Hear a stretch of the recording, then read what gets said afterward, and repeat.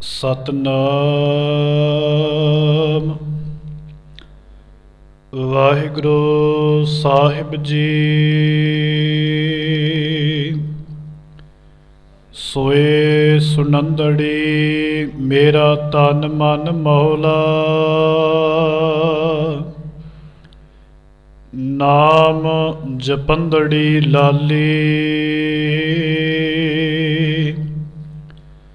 ਪੰਦ ਜੁਲੰਦੜੀ ਮੇਰਾ ਅੰਦਰ ਠੰਡਾ, ਗੁਰ ਦਰਸ਼ਨ ਦੇਖ ਨਿਹਾਲੀ।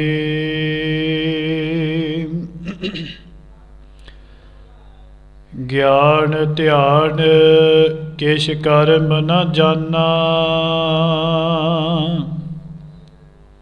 ਨਾਹਿਨ ਨਿਰਮਲ ਕਰਨੀ। ਸਾਧ ਸੰਗਤ ਕੈ ਅੰਚਲ ਲਾਵਹੁ, ਬਿਖਮ ਨਦੀ ਜਾਇ ਤਰਨੀ। ਗਿਆਨ ਧਿਆਨ ਕਿਛ ਕਰਮ ਨ ਜਾਣਾ, ਸਾਰ ਨ ਜਾਣਾ ਤੇਰੀ। ਸਭ ਤੇ ਵੱਡਾ ਸਤਿਗੁਰ ਨਾਨਕ,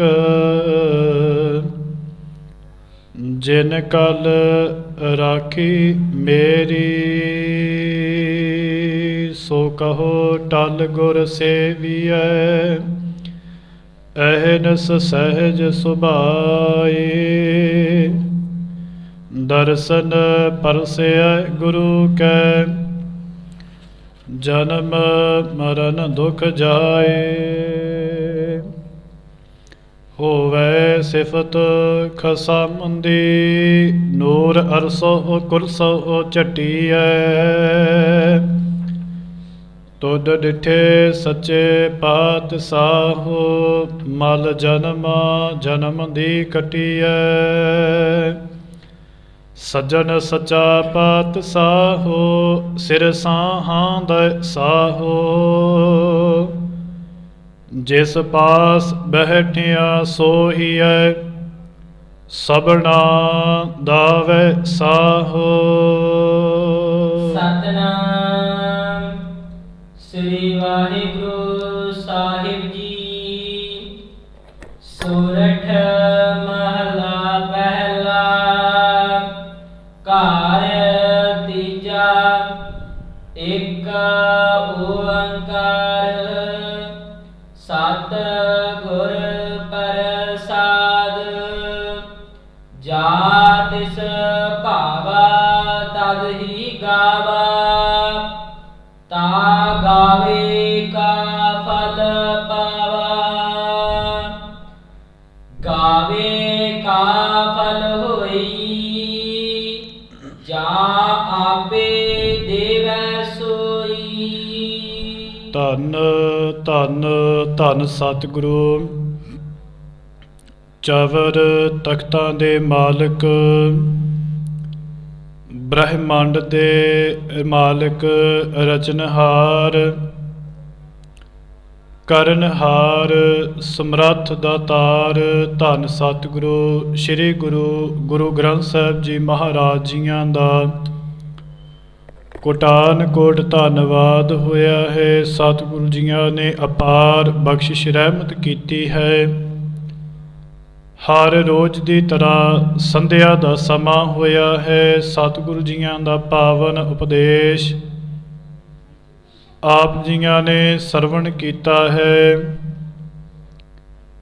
ਹਰ ਰੋਜ਼ ਦੀ ਤਰ੍ਹਾਂ ਸਤਿਗੁਰੂ ਜੀ ਦੀ ਪਾਵਨ ਪਵਿੱਤਰ ਹਜ਼ੂਰੀ ਦੇ ਅੰਦਰ ਆਣ ਕਰਕੇ ਪਾਵਨ ਸ਼ਬਦ ਦੀ ਵਿਚਾਰ ਸਰਵਣ ਕਰ ਰਹੇ ਸਤ ਸੰਗੀ ਜਨੋ, ਵੱਡ ਭਾਗੇ ਹੋ ਜੋ ਗੁਰੂ ਘਰ ਦੀਆਂ ਰਹਿਮਤਾਂ ਦੇ ਮਾਲਕ ਹੋ। ਵੱਡਿਆਂ ਭਾਗਾਂ ਦੇ ਨਾਲ ਗੁਰੂ ਘਰ ਦੀਆਂ ਸੇਵਾਵਾਂ, ਗੁਰੂ ਘਰ ਦੇ ਦਰਸ਼ਨ ਪ੍ਰਾਪਤ ਹੁੰਦੇ ਨੇ। ਸਤਿਗੁਰੂ ਜੀਆਂ ਨੇ ਇਸ ਸ਼ਬਦ ਦੇ ਅੰਦਰ ਸਾਨੇ ਮਨੁੱਖਾਂ ਨੂੰ ਸਮਝਾਉਣਾ ਕੀਤਾ ਹੈ ਕਿ ਜਿਹੜੇ ਮਨੁੱਖ ਉਸ ਪ੍ਰਮਾਤਮਾ ਦਾ ਨਾਮ ਸਿਮਰਨ ਕਰਦੇ ਨੇ, ਜਿਹੜੇ ਮਨੁੱਖ ਉਸ ਨੂੰ ਸਾਸ ਸਾਸ ਧਿਆਉਂਦੇ ਨੇ, ਸਿਮਰਦੇ ਨੇ, ਤਾਂ ਸਿਮਰਨ ਦਾ ਜਿਹੜਾ ਫਲ ਹੈ ਉਹ ਕੀ ਪ੍ਰਾਪਤ ਹੁੰਦਾ ਹੈ ਜਾਂ ਨਹੀਂ ਹੁੰਦਾ, ਇਹ ਸਤਿਗੁਰੂ ਜੀ ਸਾਨੂੰ ਇਸ ਸ਼ਬਦ ਦੇ ਦੁਆਰਾ ਦਰਸਾਉਣਾ ਕਰਨਗੇ। ਬੜੇ ਪ੍ਰੇਮ ਦੇ ਨਾਲ, ਜਿੱਥੋਂ ਤੱਕ ਵੀ ਆਵਾਜ਼ ਜਾਂਦੀ ਹੈ, ਇਕਾਗਰ ਚੀਤ ਹੋ ਕੇ ਆਪਣੇ ਕੰਨ ਜਿਹੜੇ ਨੇ ਆਵਾਜ਼ ਵੱਲ ਕਰਕੇ ਸੁਣਨਾ ਕਰਨਾ ਜੀ।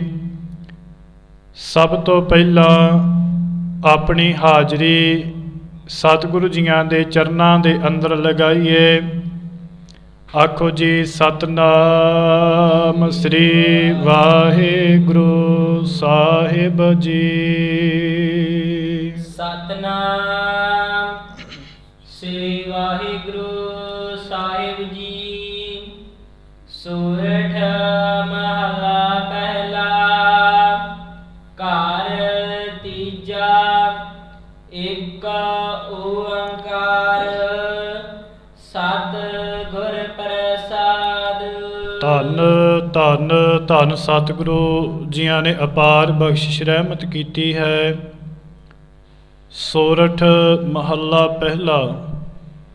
ਸੋਰਠ ਰਾਗ ਹੈ, ਰਾਗਨੀ ਹੈ। ਮਹੱਲਾ ਪਹਿਲਾ। ਪਹਿਲੇ ਪਾਤਸ਼ਾਹ ਗੁਰੂ ਨਾਨਕ ਦੇਵ ਜੀ ਮਹਾਰਾਜ ਜੀਆਂ ਦੀ ਪਾਵਨ ਪਵਿੱਤਰ ਗੁਰਬਾਣੀ ਹੈ। ਘਰ ਤੀਜਾ।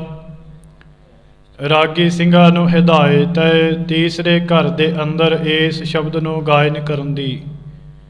ਧੰਨ ਸਤਿਗੁਰੂ ਸ੍ਰੀ ਗੁਰੂ ਗ੍ਰੰਥ ਸਾਹਿਬ ਜੀ ਮਹਾਰਾਜ ਜੀਆਂ ਦੇ ਅੰਗ 599 ਦੇ ਉੱਪਰ ਸੁਭਾਏਮਾਨ ਹੈ।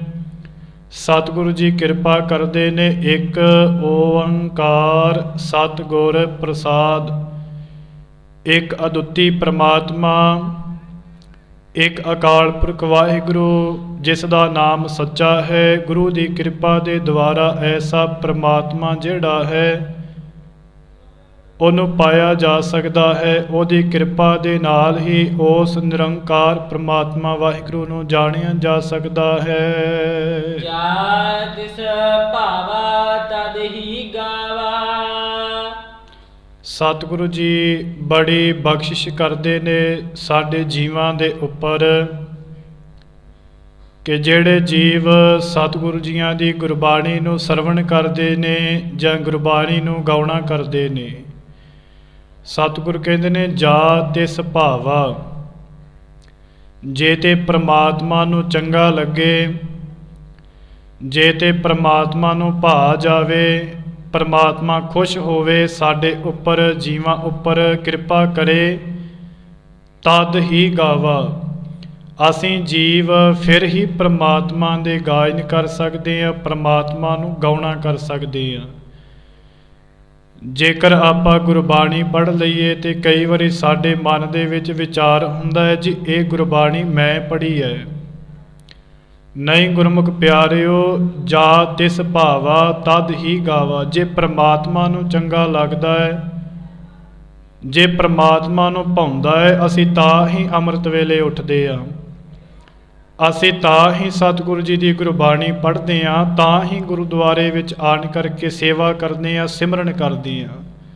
ਤਦ ਹੀ ਗਾਵਾ, ਫਿਰ ਹੀ ਅਸੀਂ ਗਾਉਂਦੇ ਹਾਂ। ਜੇਕਰ ਉਸ ਪ੍ਰਮਾਤਮਾ ਵਾਹਿਗੁਰੂ ਨੂੰ ਚੰਗਾ ਲੱਗਦਾ ਹੈ, ਉਹਨੂੰ ਭਾਉਂਦਾ ਹੈ। ਤਾ ਗਾਵੇ ਕਾ ਫਲ ਪਾਵਾ। ਜਿਹੜੇ ਗੁਰਮੁਖ ਪਿਆਰੇ ਉਸ ਪ੍ਰਮਾਤਮਾ ਵਾਹਿਗੁਰੂ ਦਾ ਨਾਮ ਸਿਮਰਦੇ ਨੇ, ਤਦੋਂ ਜੇ ਨਾਮ ਸਿਮਰ ਕੇ, ਨਾਮ ਸਿਮਰਨ ਤੋਂ ਬਗੈਰ ਨਹੀਂ, ਉਸ ਦੀ ਮਿਹਰ ਦੇ ਸਦਕਾ ਜਿਹੜੇ ਨਾਮ ਸਿਮਰਦੇ ਨੇ, ਜਪਦੇ ਨੇ ਸਵਾਸ ਸਵਾਸ, ਸਤਿਗੁਰੂ ਜੀ ਕਹਿੰਦੇ ਨੇ, ਤਿਸ ਦੀ ਸਿਫਤ ਸਲਾਹ ਕੀਤਿਆਂ ਤਾਂ ਗਾਵੇ ਕਾ। ਗਾਉਣ ਦੇ ਨਾਲ, ਉਸ ਪ੍ਰਮਾਤਮਾ ਵਾਹਿਗੁਰੂ ਦੀ ਸਿਫਤਾਂ ਕਰਨ ਦੇ ਨਾਲ ਫਲ ਪਾਵਾ। ਫਿਰ ਸਤਿਗੁਰੂ ਜੀ ਕਹਿੰਦੇ ਨੇ ਉਹਦਾ ਜਿਹੜਾ ਫਲ ਹੈ ਉਹ ਜੀਵ ਨੂੰ ਪ੍ਰਾਪਤ ਹੁੰਦਾ ਹੈ। ਜਿਹੜਾ ਜੀਵ ਹੈ ਉਹ ਪ੍ਰਾਪਤ ਕਰ ਸਕਦਾ ਹੈ। ਗਾਵੇ ਕਾ ਫਲ ਹੋਈ, ਜਾ ਆਪੇ ਦੇਵੈ ਸੋਈ। ਸਤਿਗੁਰੂ ਜੀ ਬਖਸ਼ਿਸ਼ ਕਰਦੇ ਨੇ ਕਿ ਗਾਵੇ ਕਾ ਫਲ ਹੋਈ। ਸਿਫਤ ਸਲਾਹ ਕਰਨ ਦਾ ਜੋ ਫਲ ਹੈ ਨਾ, ਸਦਾ ਹੀ ਉਸ ਦੇ ਚਰਨਾਂ ਦੇ ਵਿੱਚ ਲੀਨ ਰਹਿ ਕੇ ਕਰ ਸਕੀਦਾ ਹੈ। ਜੇਕਰ ਉਹਦੇ ਚਰਨਾਂ ਦੇ ਵਿੱਚ ਹਾਂ ਤਾਂ ਹੀ ਅਸੀਂ ਉਸ ਦੀ ਸਿਫਤ ਸਲਾਹ ਕਰਦੇ ਹਾਂ, ਤਾਂ ਹੀ ਉਸ ਅਦੁੱਤੀ ਪ੍ਰਮਾਤਮਾ ਵਾਹਿਗੁਰੂ ਦਾ ਅਸੀਂ ਸਿਮਰਨ ਕਰ ਸਕਦੇ ਹਾਂ। ਇਹ ਵੀ ਉਦੋਂ ਹੀ ਹੁੰਦਾ ਹੈ ਜਾਂ ਆਪੇ ਦੇਵੈ ਸੋਈ। ਜੇ ਤੇ ਉਹ ਆਪ ਹੀ ਕਿਰਪਾ ਕਰੇ, ਆਪ ਹੀ ਉਹ ਸਾਡੇ ਉੱਪਰ ਰਹਿਮਤਾਂ ਕਰੇ, ਸਾਡੇ ਜੀਵਾਂ ਉੱਪਰ, ਫਿਰ ਹੀ ਅਸੀਂ ਉਸ ਪ੍ਰਮਾਤਮਾ ਵਾਹਿਗੁਰੂ ਦੇ ਗੁਣ ਜਿਹੜੇ ਆ ਉਹ ਗਾ ਸਕਦੇ। ਆਪ ਜਪਾਏ ਜਪੈ ਸੋ ਨਾਉ, ਆਪ ਗਾਵਾਏ ਸੋ ਹਰ ਗੁਣ ਗਾਓ। ਜੇ ਪ੍ਰਮਾਤਮਾ ਸਾਡੇ ਪਾਸੋਂ ਗੁਣ ਗਵਾਉਂਦਾ ਹੈ, ਉਹ ਆਪ ਕਰਵਾਉਂਦਾ ਹੈ, ਕਿਉਂਕਿ ਸਾਡੇ ਹੱਥ ਦੇ ਵਿੱਚ ਕੁਝ ਵੀ ਨਹੀਂ ਹੈ। ਸਭ ਕੁਛ ਜਿਹੜਾ ਹੈ ਉਹ ਪ੍ਰਮਾਤਮਾ ਦੇ ਹੱਥ ਦੇ ਅੰਦਰ ਹੈ। ਕਰਨ ਕਰਾਵਣ ਹਾਰ ਉਹ ਪ੍ਰਮਾਤਮਾ ਵਾਹਿਗੁਰੂ ਹੈ। ਸਤਿਗੁਰੂ ਕਹਿੰਦੇ ਨੇ ਜਾਂ ਆਪੇ ਦੇਵੈ ਸੋਈ। ਜੇਕਰ ਸਾਨੂੰ ਇਹ ਦਾਤ ਦਿੰਦਾ ਹੈ, ਬਖਸ਼ਿਸ਼ ਕਰਦਾ ਹੈ, ਤਾਂ ਹੀ ਅਸੀਂ ਉਹਦੇ ਗੁਣ ਗਾਉਣੇ ਜਿਹੜੇ ਆ ਉਹ ਕਰ ਸਕਦੇ ਹਾਂ। ਮਨ ਮੇਰੇ ਗੁਰ ਬਚਨੀ ਨਿਧ ਪਾਈ। ਸਤਿਗੁਰੂ ਜੀ ਕਿਰਪਾ ਕਰਦੇ ਨੇ, ਆਪਣੇ ਮਨ ਨੂੰ ਸਮਝਾਉਣਾ ਚਾਹੁੰਦੇ ਨੇ, ਆਪਣੇ ਆਪ ਨੂੰ ਸੰਬੋਧਿਤ ਕਰਕੇ ਸਾਨੂੰ ਜੀਵਾਂ ਨੂੰ ਇਹ ਸਮਝਾਉਣਾ ਚਾਹੁੰਦੇ ਨੇ ਕਿ ਹੇ ਮੇਰੇ ਮਨਾ, ਗੁਰ ਬਚਨੀ ਨਿਧ ਪਾਈ।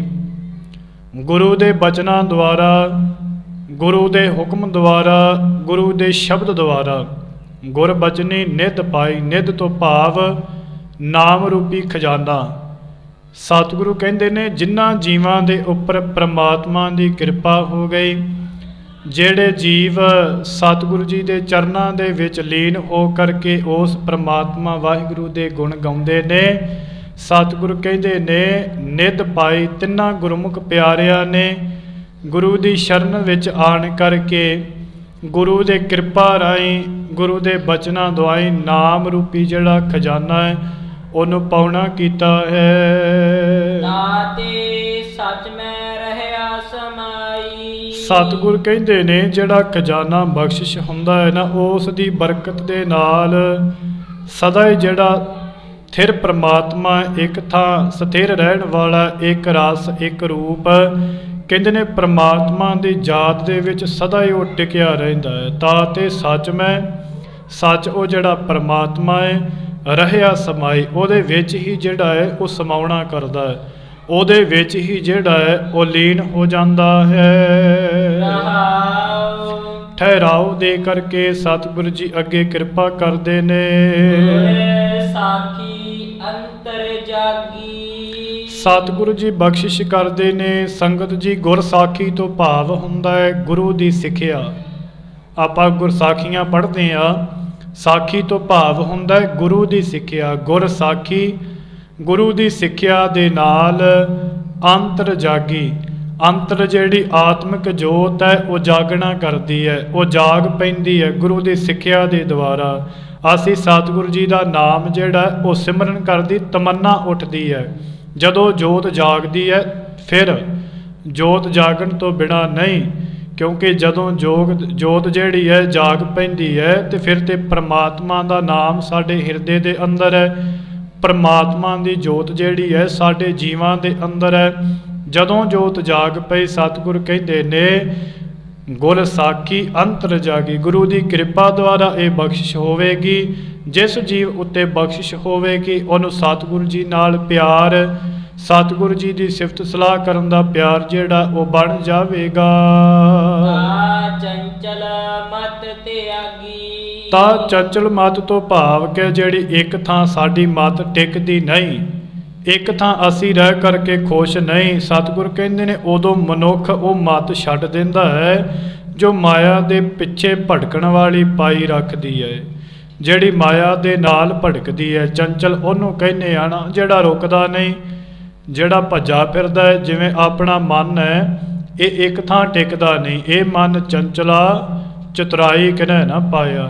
ਧੰਨ ਗੁਰੂ ਅਮਰਦਾਸ ਮਹਾਰਾਜ ਜੀ ਕਿਰਪਾ ਕਰਦੇ ਨੇ ਕਿ ਇਹ ਮਨਾ ਤੂੰ ਚਲਾਕੀਆਂ ਨਾ ਕਰ।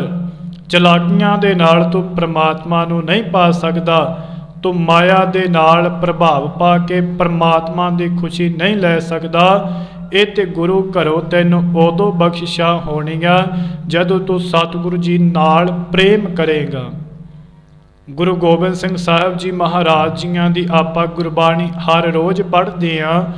ਤਵੈ ਪ੍ਰਸਾਦ ਸਵਈਏ, ਸਤਿਗੁਰੂ ਜੀ ਕਹਿੰਦੇ ਨੇ ਜਿਨ ਪ੍ਰੇਮ ਕੀਓ ਤਿਨ ਹੀ ਪ੍ਰਭ ਪਾਇਓ। ਜਿਨ੍ਹਾਂ ਨੇ ਪ੍ਰੇਮ ਕੀਤਾ ਹੈ ਪਰਮਾਤਮਾ ਦੇ ਨਾਲ, ਆਪਣੇ ਹਿਰਦੇ ਦੇ ਅੰਦਰ ਪ੍ਰੇਮ ਰੱਖਿਆ ਹੈ, ਉਹਨਾਂ ਨੇ ਗੁਰੂ ਦੇ ਰਸਤੇ ਉੱਪਰ ਚੱਲਣਾ ਆਰੰਭ ਕੀਤਾ ਹੈ ਤੇ ਉਹਨਾਂ ਨੇ ਗੁਰੂ ਦੇ ਰਸਤੇ ਦੀ ਜਿਹੜੀ ਮੰਜ਼ਿਲ ਹੈ ਉਹ ਪ੍ਰਾਪਤ ਵੀ ਕੀਤੀ ਹੈ।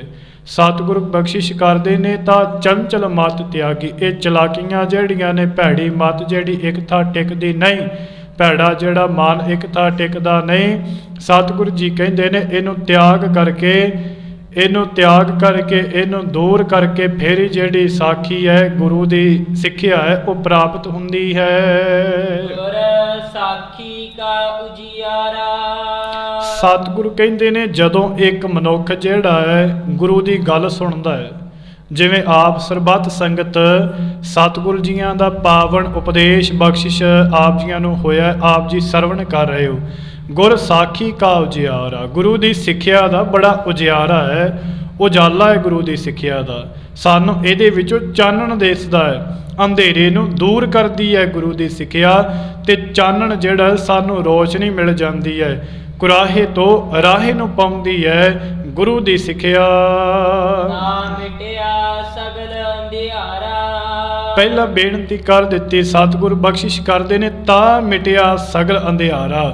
ਗੁਰੂ ਦੀ ਕਿਰਪਾ ਦੇ ਨਾਲ ਚਾਨਣ ਹੋ ਜਾਂਦਾ ਹੈ, ਉਜਿਆਰਾ ਹੁੰਦਾ ਹੈ, ਅੰਧੇਰੇ ਖਤਮ ਹੋ ਜਾਂਦੇ ਨੇ, ਦੁੱਖ ਖਤਮ ਹੋ ਜਾਂਦੇ ਨੇ, ਤਾਂ ਮਿਟਿਆ ਸਗਲ ਅੰਧਿਆਰਾ। ਜਿਹੜਾ ਸਾਡੇ ਜੀਵਾਂ ਦੇ ਉੱਪਰ ਮਾਇਆ ਕਾਲਖ ਦਾ ਅੰਧਿਆਰਾ, ਹੋਰ ਵਿਕਾਰਾਂ ਦਾ ਅੰਧਿਆਰਾ ਜਿਹੜਾ ਹੈ, ਜਿਹਦੇ ਅਸੀਂ ਘੁੱਪ ਹਨੇਰ ਦੇ ਵਿੱਚ ਫਸੇ ਹੋਏ, ਸਤਿਗੁਰੂ ਜੀ ਕਹਿੰਦੇ ਨੇ ਉਹ ਮਿਟ ਜਾਂਦਾ ਹੈ। ਗੁਰ ਚਰਨੀ ਮਨ ਲਾਗਾ। ਸਤਿਗੁਰੂ ਜਿਨ੍ਹਾਂ ਦੇ ਕਿਰਪਾ ਹੋਈ ਹੈ, ਜਿਨ੍ਹਾਂ ਜੀਵਾਂ ਦੇ ਉੱਪਰ, ਜਿਨ੍ਹਾਂ ਦਾ ਮਨ ਗੁਰੂ ਦੇ ਚਰਨਾਂ ਦੇ ਵਿੱਚ ਲੱਗ ਗਿਆ, ਕਿਉਂਕਿ ਮਨ ਨੂੰ ਸਮਝਾਉਣਾ ਬੜਾ ਮੁਸ਼ਕਲ ਹੈ।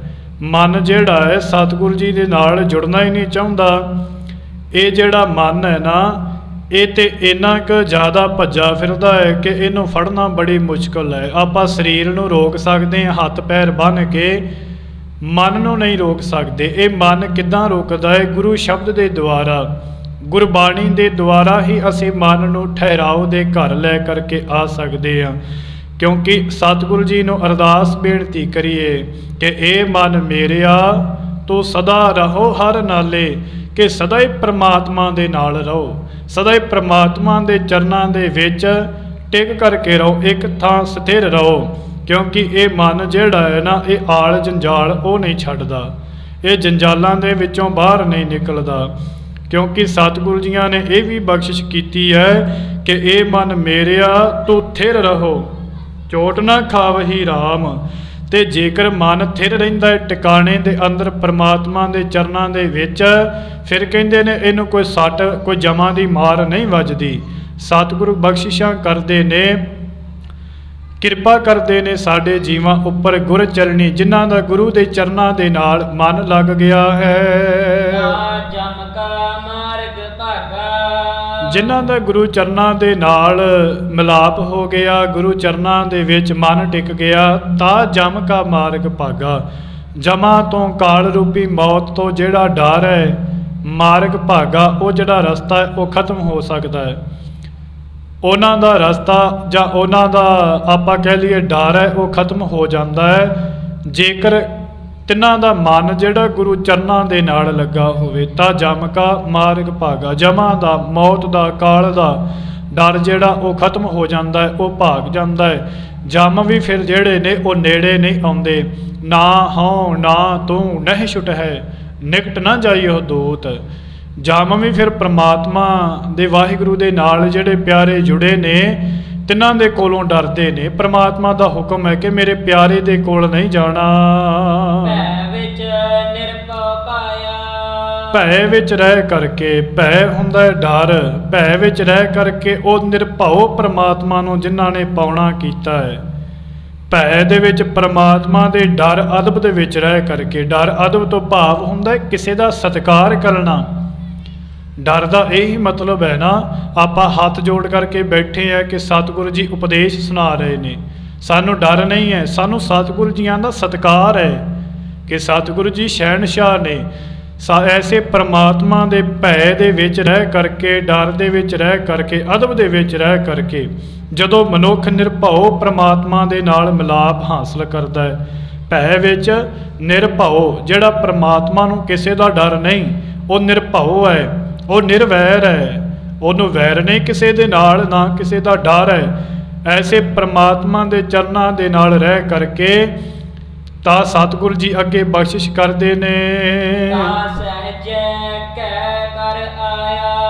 ਐਸੇ ਪ੍ਰਮਾਤਮਾ ਦੇ ਚਰਨਾਂ ਦੇ ਵਿੱਚ ਰਹਿ ਕਰਕੇ ਤਾਂ ਸਹਿਜੈ ਕਹਿ ਘਰ ਆਇਆ। ਸਹਿਜ ਅਵਸਥਾ ਜਿਹੜੀ ਬਣਾਉਣੀ ਹੈ ਨਾ ਮਨੁੱਖ ਦੇ ਅੰਦਰ ਬੜੀ ਮੁਸ਼ਕਲ ਬਣਦੀ ਹੈ। ਸਹਿਜ ਅਵਸਥਾ ਕੀ ਹੈ? ਨਿਮਰਤਾ, ਅਹੰਕਾਰ ਨੂੰ ਛੱਡ ਕਰਕੇ ਮਸਕੀਨ ਹੋਣਾ।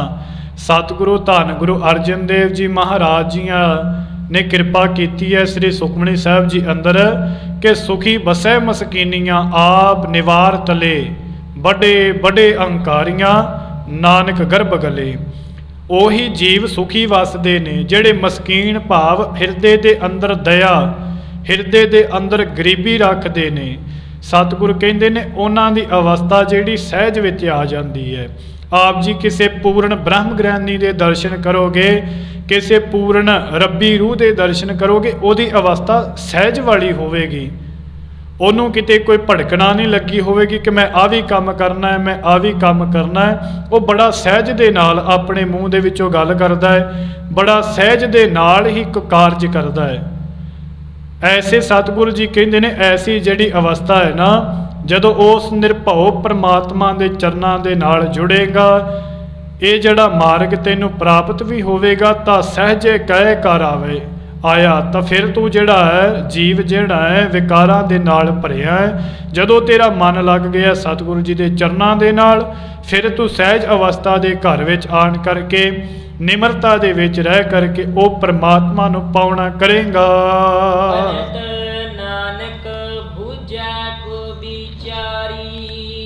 ਸਤਿਗੁਰੂ ਜੀ ਕਿਰਪਾ ਕਰ ਰਹੇ ਨੇ ਕਿ ਭਣਤ ਨਾਨਕ ਬੂਝੈ ਕੋ ਵਿਚਾਰੀ। ਇਹ ਗੱਲਾਂ ਕੌਣ ਸਮਝਦਾ ਹੈ?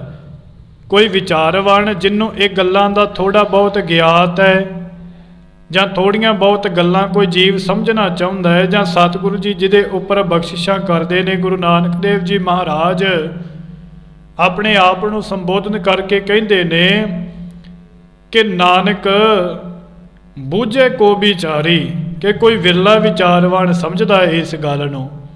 ਕਿਉਂਕਿ ਆਪ ਜੀਆਂ ਨੂੰ ਸਾਖੀ ਯਾਦ ਹੈ ਨਾ ਕਿ ਜਦੋਂ ਗੁਰੂ ਨਾਨਕ ਦੇਵ ਜੀ ਮਹਾਰਾਜ ਜੀਆਂ ਨੇ ਇੱਕ ਹੀਰਾ ਦਿੱਤਾ ਸੀ, ਤੇ ਉਸ ਹੀਰੇ ਨੂੰ ਪਰਖਣ ਦੇ ਵਾਸਤੇ ਕਦੀ ਕਿਸੇ ਕੋਲ ਜਾਂਦਾ ਹੈ, ਕਦੀ ਕਿਸੇ ਕੋਲ ਜਾਂਦਾ ਹੈ, ਪਰ ਉਹ ਹੀਰੇ ਦਾ ਮੁੱਲ ਕੌਣ ਪਾਏਗਾ? ਜਿਹਨੂੰ ਹੀਰੇ ਦਾ ਗਿਆਤ ਹੋਵੇਗਾ। ਨਹੀਂ ਤੇ ਦੂਜਿਆਂ ਨੇ ਇੱਕ ਸ਼ੀਸ਼ਾ ਹੀ ਸਮਝਣਾ, ਦੂਜੇ ਨੂੰ ਹੀਰੇ ਦਾ ਨਹੀਂ ਪਤਾ ਕਿ ਇਹ ਸਾਨੂੰ ਹੁਣ ਕੋਈ ਹੀਰਾ ਫੜਾ ਦੇਵੇ ਹੱਥ 'ਚ, ਸਾਨੂੰ ਪਤਾ ਨਹੀਂ ਲੱਗਣਾ ਇੱਕਦਮ ਕਿ ਇਹ ਹੀਰਾ ਹੈ ਜਾਂ ਇਹਦੀ ਕੀਮਤ ਕਿੰਨੀ ਹੈ। ਉਹਦੀ ਕੀਮਤ ਉਹੀ ਪਾਏਗਾ ਜਿਹੜਾ ਉਸ ਦੀ ਜਾਣਕਾਰੀ ਰੱਖਦਾ ਹੈ। ਉਹਦੀ ਕੀਮਤ ਉਹਨੂੰ ਹੀ ਪਤਾ ਹੈ ਜਿਹੜਾ ਜਾਣਕਾਰੀ ਰੱਖਦਾ ਹੈ। ਹੁਣ ਜੇਕਰ ਆਪਾਂ ਕਹਿ ਲਈਏ ਕਿ ਕਿਸੇ ਨੂੰ ਕੋਈ ਜਾਣਕਾਰੀ ਨਹੀਂ ਹੈ ਹੀਰੇ ਦੀ, ਤੇ ਉਹਨੂੰ ਆਪਾਂ ਫੜਾ ਦਈਏ ਕਿ ਇਹਦੀ ਕੀਮਤ ਕਿੰਨੀ ਪਾਵੇਂਗਾ, ਉਹਨੇ ਕਹਿਣਾ ਜੀ 500,000 ਰੁਪਇਆ ਇਹਦੀ ਕੀਮਤ ਹੋਵੇਗੀ, ਦੇਖ ਕਰਕੇ ਉਹਦੀ ਸੁੰਦਰਤਾ। ਤੇ ਜਦੋਂ ਗੁਰੂ ਨਾਨਕ ਦੇਵ ਜੀ ਮਹਾਰਾਜ ਜੀਆਂ ਨੇ ਉਹ ਹੀਰਾ ਘੁੰਮਦਾ ਆਇਆ ਨਾ, ਕਦੀ ਸਬਜ਼ੀ ਵਾਲੇ ਕੋਲ ਗਿਆ, ਕਦੀ ਕਿਸੇ ਦੁਕਾਨਦਾਰ ਕੋਲ ਗਿਆ, ਉਹਦਾ ਕਿਸੇ ਨੇ ਮੁੱਲ ਨਹੀਂ ਪਾਇਆ। ਮੁੱਲ ਕੀ ਪਾਇਆ? 500 ਰੁਪਇਆ, 1000 ਰੁਪਇਆ ਜਾਂ 200-300 ਰੁਪਇਆ ਤੱਕ। ਜਦੋਂ ਮਹਾਰਾਜ ਜੀਆਂ ਕੋਲੋਂ ਮਹਾਰਾਜ ਜੀਆਂ ਨੇ ਫਿਰ ਬਖਸ਼ਿਸ਼ ਕੀਤੀ ਕਿ ਇਹ ਸਾਲਸ ਜਿਹੜਾ ਇੱਥੇ ਸਾਲਸਰਾਏ ਹੈ ਨਾ, ਉਹਦੇ ਕੋਲ ਆਪ ਜੀ ਹੀਰਾ ਲੈ ਕੇ ਜਾਓ। ਸਾਲਸਰਾਏ ਨੇ ਉਦੋਂ, ਕਿਉਂਕਿ 100 ਰੁਪਇਆ ਉਸ ਜ਼ਮਾਨੇ ਦੇ ਅੰਦਰ ਬੜੀ ਵੱਡੀ ਕੀਮਤ ਹੁੰਦੀ ਸੀ, ਸਾਲਸਰਾਏ ਨੇ ਗੁਰੂ ਨਾਨਕ ਦੇਵ ਜੀ ਮਹਾਰਾਜ ਜੀਆਂ ਦਾ ਭੇਜਿਆ ਹੀਰਾ, ਉਹਨੂੰ 100 ਰੁਪਇਆ ਨਮਸਕਾਰ ਕੀਤੀ।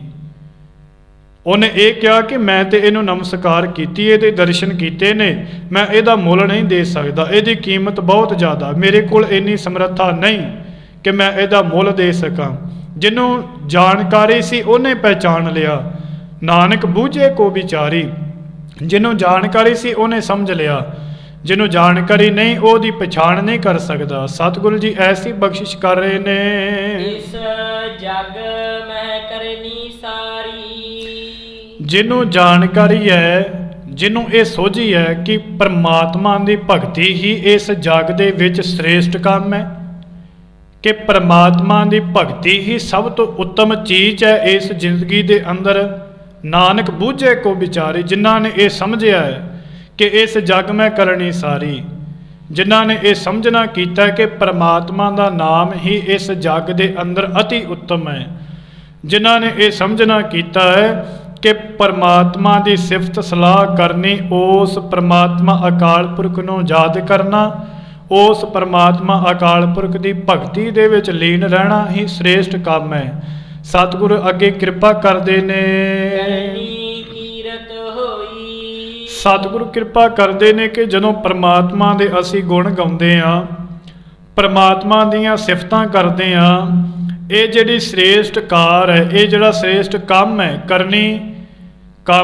ਕਰਨੀ ਨੂੰ ਆਪਾਂ ਕਹਿ ਦਿੰਦੇ ਹਾਂ ਜੀ ਕੰਮ ਕਰਨਾ। ਕਰਮੀ ਕੀਰਤ ਹੋਈ। ਕੀਰਤ ਪਰਮਾਤਮਾ ਦੀ ਸਿਫਤ ਸਲਾਹ ਕਾਰ ਉਦੋਂ ਹੀ ਜਿਹੜਾ ਮਿਲ ਜਾਂਦੀ ਹੈ, ਇਹ ਉਦੋਂ ਹੀ ਮਿਲਦੀ ਹੈ ਜਦੋਂ ਸਤਿਗੁਰੂ ਜੀ ਬਖਸ਼ਿਸ਼ ਕਰਦੇ ਨੇ, ਅੱਗੇ ਰਹਿਮਤ ਕਰਦੇ ਨੇ। ਜਾ ਆਪੇ ਮਿਲਿਆ ਸੋਈ। ਇਹ ਸਾਰੀਆਂ ਬਖਸ਼ਿਸ਼ਾਂ ਉਦੋਂ ਪ੍ਰਾਪਤ ਹੁੰਦੀਆਂ ਨੇ, ਜਾਂ ਆਪਾਂ ਕਹਿ ਲਈਏ ਸਾਨੂੰ ਜੀਵਾਂ ਨੂੰ ਉਦੋਂ ਬਖਸ਼ਿਸ਼ ਹੁੰਦੀ ਹੈ ਜਾਂ ਆਪੇ ਮਿਲਿਆ ਸੋਈ, ਜਦੋਂ ਪ੍ਰਮਾਤਮਾ ਵਾਹਿਗੁਰੂ ਆਪ ਹੀ ਸਾਡੇ ਜੀਵਾਂ ਦੇ ਵਿੱਚ ਮਿਹਰ ਕਰੇ, ਸਾਡੇ ਜੀਵਾਂ ਦੇ ਅੰਦਰ ਰਹਿਮਤ ਕਰੇ, ਬਖਸ਼ਿਸ਼ਾਂ ਕਰੇ, ਜਾਂ ਆਪੇ ਮਿਲਿਆ ਸੋਈ, ਫਿਰ ਹੀ ਪ੍ਰਮਾਤਮਾ ਵਾਹਿਗੁਰੂ ਸਾਡੇ ਹਿਰਦੇ ਦੇ ਅੰਦਰ ਪ੍ਰਗਟ ਹੁੰਦਾ ਹੈ, ਸਾਡੇ ਹਿਰਦੇ ਦੇ ਅੰਦਰ ਤਿਸ ਦਾ ਵਾਸਾ ਹੁੰਦਾ ਹੈ। ਕਿਉਂਕਿ ਗਾਉਣਾ ਕਰਨਾ ਪ੍ਰਮਾਤਮਾ ਦੇ ਨਾਮ ਨੂੰ ਅਤ ਉੱਤਮ ਹੈ। ਸਤਿਗੁਰੂ ਜੀ ਵਾਰ-ਵਾਰ ਦੱਸਦੇ ਨੇ ਉਸ ਪਿਆਰੇ ਪ੍ਰਮਾਤਮਾ ਦਾ ਨਾਮ ਜਿਹੜਾ ਹੈ ਨਾ, ਉਹ ਸਾਨੂੰ ਵਾਰ-ਵਾਰ ਸਿਮਰਨ ਕਰਨਾ ਚਾਹੀਦਾ ਹੈ, ਵਾਰ-ਵਾਰ ਉਸ ਪਿਆਰੇ ਦਾ ਨਾਮ ਜਪਣਾ ਚਾਹੀਦਾ ਹੈ।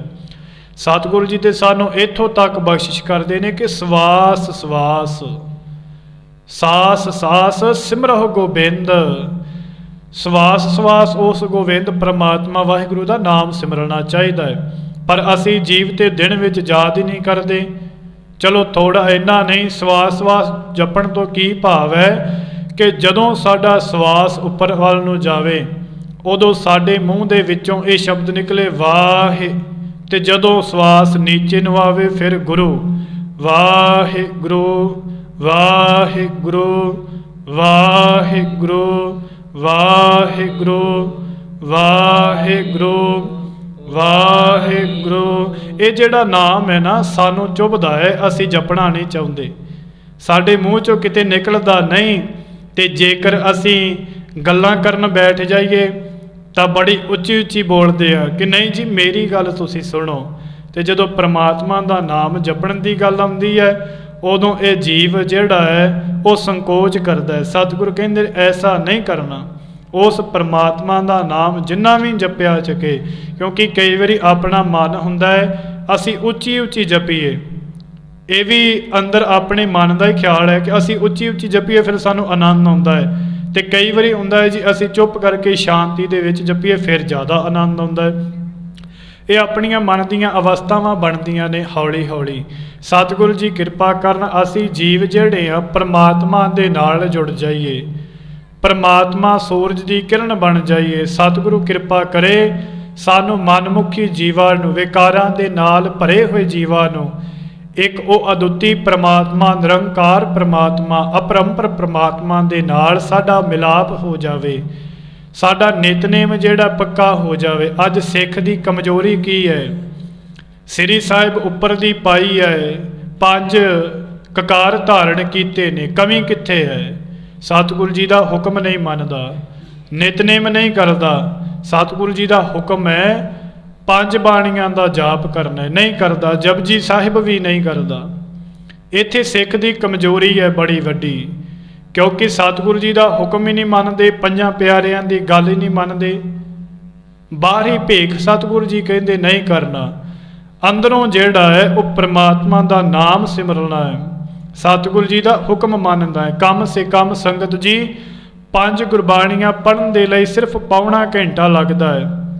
ਇਹ ਤੋਂ ਵੀ ਪਹਿਲਾਂ ਪੜ੍ਹੀਆਂ ਜਾਂਦੀਆਂ ਜਿਹੜੇ ਗੁਰਮੁਖ ਰੋਜ਼ਾਨਾ ਪੜ੍ਹਦੇ ਨੇ, ਕਿਉਂਕਿ ਇਹ ਸਾਡਾ ਨੇਮ ਹੈ।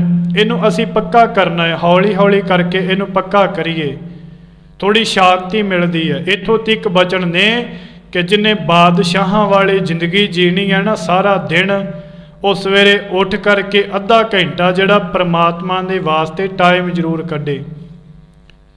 ਤੇ ਜਿਹਨੇ ਟਾਈਮ ਕੱਢਿਆ ਨਹੀਂ, ਉੱਠਿਆ 8 ਵਜੇ ਤੇ ਸਾਰਾ ਦਿਨ ਹੀ ਮਧੋਲਿਆ ਜਿਹਾ ਰਹਿਣਾ। ਤੇ ਜੇ ਚੜ੍ਹਦੀ ਕਲਾ ਦੇ ਵਿੱਚ, ਜਿਹਨੂੰ ਆਪਾਂ ਦੇਖਦੇ ਹਾਂ ਕਈ ਗੁਰਮੁਖ ਪਿਆਰੇ ਬੜੇ ਖਿੜੇ ਹੁੰਦੇ ਨੇ, ਚਿਹਰੇ ਉੱਪਰ ਨੂਰ ਹੁੰਦਾ ਹੈ, ਉਹ ਉਹਨਾਂ ਦਾ ਨੂਰ ਨਹੀਂ, ਗੁਰਬਾਣੀ ਦਾ ਨੂਰ ਹੈ। ਗੁਰਬਾਣੀ ਦੀ ਝਲਕ ਵੱਜਦੀ ਹੈ ਤਿੰਨਾਂ ਦੇ ਉੱਪਰ, ਸਦਾ ਹੀ ਖੁਸ਼ੀ, ਭਾਵੇਂ ਕੋਈ ਆਨਾ ਨਹੀਂ ਹੈ ਜੇਬ ਦੇ ਅੰਦਰ, ਪਰ ਪ੍ਰਮਾਤਮਾ ਨੇ ਚੜ੍ਹਦੀ ਕਲਾ ਗੁਰਬਾਣੀ ਦੇ ਵਿੱਚ ਇੰਨੀ ਤਾਕਤ ਦਿੱਤੀ ਹੈ, ਬੰਦਾ ਪਰਵਾਹ ਹੀ ਨਹੀਂ ਕਰਦਾ ਕਿਸੇ ਚੀਜ਼ ਦੀ। ਅਸੀਂ ਨਿਤਨੇਮੀ ਪੱਕੇ ਹੋ ਜਾਈਏ, ਅਸੀਂ ਖਾਣ ਤੋਂ ਪਹਿਲਾਂ, ਪਹਿਨਣ ਤੋਂ ਪਹਿਲਾਂ ਉਸ ਪ੍ਰਮਾਤਮਾ ਦਾ ਨਾਮ ਜਿਹੜਾ ਉਹਨੂੰ ਜਪਿਆ ਕਰੀਏ, ਫਿਰ ਹੀ ਸਾਡੀ ਜ਼ਿੰਦਗੀ ਦੇ ਅੰਦਰ ਥੋੜਾ ਥੋੜਾ ਬਦਲਾਵ ਆਵੇਗਾ, ਫਿਰ ਹੀ ਸਾਡੇ ਅੰਦਰ ਦਇਆ ਆਵੇਗੀ, ਸੰਤੋਖ ਆਵੇਗਾ। ਵਿਕਾਰ ਜਿਹੜੇ ਨੇ, ਗੁਰਬਾਣੀ ਵਿਕਾਰਾਂ ਦੇ ਨਾਲ ਟਾਕਰਾ ਕਰਦੀ ਹੈ। ਸਾਡੇ ਅੰਦਰ ਵਿਕਾਰ ਨੇ, ਜਦੋਂ ਗੁਰਬਾਣੀ ਜਾਂਦੀ ਹੈ, ਨਾਮ ਰੂਪੀ ਰਸ ਸਾਡੇ ਗਲੇ ਤੋਂ ਥੱਲੇ ਜਾਂਦਾ ਹੈ, ਉਹ ਵਿਕਾਰ ਜਿਹੜੇ ਨੇ ਉਹਨਾਂ ਨੂੰ ਭੱਜਣ ਨੂੰ ਰਾਹ ਨਹੀਂ ਨਿਕਲਦਾ, ਭੱਜਣ ਨੂੰ ਰਾਹ ਨਹੀਂ ਲੱਭਦਾ ਤਿੰਨਾਂ ਨੂੰ। ਐਸੇ ਪ੍ਰਮਾਤਮਾ ਨਿਰੰਕਾਰ ਦੀ ਜੋ ਬਖਸ਼ਿਸ਼ ਸਾਡੀ ਹੈ, ਧੰਨ ਸ਼੍ਰੀ ਗੁਰੂ ਗ੍ਰੰਥ ਸਾਹਿਬ ਜੀ ਮਹਾਰਾਜ ਜੀਆਂ ਦੇ ਲੜ ਲੱਗੀਏ, ਸਤਿਗੁਰੂ ਜੀਆਂ ਦੀ ਗੁਰਬਾਣੀ ਪੜ੍ਹਿਆ ਕਰੀਏ, ਆਪਣਾ ਨਿਤਨੇਮ ਹੈ ਜਿਹੜਾ ਉਹਨੂੰ ਪੱਕਾ ਕਰੀਏ। ਇੰਨੀਆਂ ਕੁ ਬੇਨਤੀਆਂ ਪ੍ਰਵਾਨ ਕਰਨੀਆਂ ਜੋ ਅੱਜ ਸਤਿਗੁਰੂ ਜੀਆਂ ਨੇ ਬਖਸ਼ਿਸ਼ ਕੀਤੀ ਹੈ ਇਸ ਪਾਵਨ ਸ਼ਬਦ ਅੰਦਰ। ਸਤਿਗੁਰੂ ਜੀ ਕਿਰਪਾ ਕਰਨ, ਸਾਡੇ ਤੇ ਤੁਹਾਡੇ ਜੀਵਾਂ ਦੇ ਹਿਰਦੇ ਦੇ ਵਿੱਚ ਵਸ ਜਾਵਣ।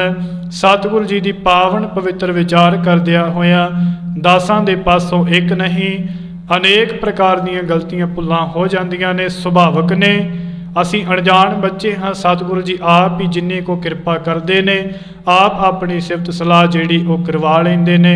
ਆਓ ਬੜੇ ਪ੍ਰੇਮ ਦੇ ਨਾਲ ਅਖੀਰਲੀਆਂ ਪੰਕਤੀਆਂ ਪੜ੍ਹ ਕਰਕੇ ਫਿਰ ਫਤਿਹ ਦੀ ਸਾਂਝ ਜਿਹੜੀ ਉਹ ਕਰੀਏ ਜੀ। ਭਨਤ ਨਾਨਕ ਬੁਝੈ ਕੋ ਵਿਚਾਰੀ, ਇਸ ਜਗ ਮਹਿ ਕਰਨੀ ਸਾਰੀ। ਕਰਨੀ ਕੀਰਤ ਹੋਈ, ਜਾ ਆਪੇ ਮਿਲਿਆ ਸੋਈ। ਵਾਹਿਗੁਰੂ ਜੀ ਕਾ ਖਾਲਸਾ, ਵਾਹਿਗੁਰੂ ਜੀ ਕੀ ਫਤਿਹ।